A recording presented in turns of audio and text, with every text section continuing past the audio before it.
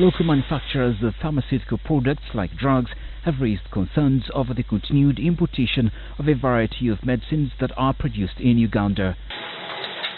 This, they say, has impacted negatively on their businesses and goes against the Buy Uganda, Build Uganda campaign. We don't get the right market share because there is a lot of dumping going on from imported products originating from Asia. So we are left in a very competitive environment where we cannot compete on prices. Those being economies of scale, and they have export subsidies, they are dumping into our market. And what does an importer contribute to this economy? Nothing. An importer has a small office. He will employ 3 or 4 Ugandans to carry their boxes, and he will take away all the profit. For us, we manufacturers, we are employing here more than 400 employees, and right from the production stage, from the raw material to the finished products, as you have seen, at every stage, all our workers are involved, and they endorse on our BMRs. So indirect, we are bringing in technology, we are teaching them skills, we are trying to be very independent. Our request to the government is that if there is a requirement of drugs for our market, we should be on the forefront of the market. We should be allowed to given a chance to supply. In case if they want to they want cotrimoxazole, we should get the chance.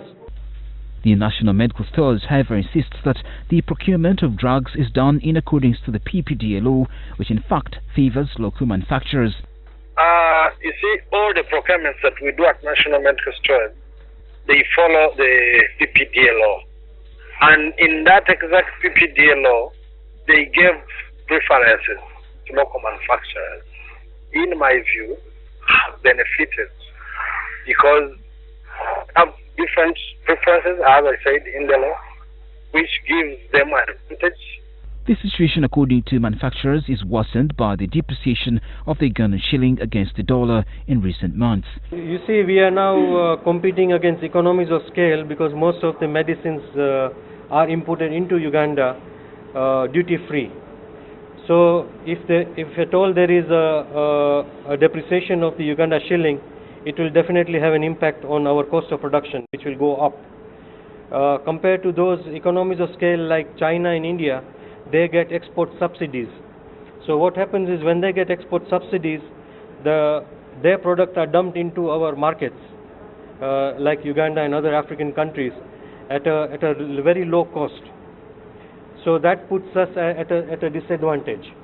The tough economic times are helping amplify existing problems, including the unfair advantages local manufacturers may be facing as they are subjected to the ravages of free market economics and liberalization.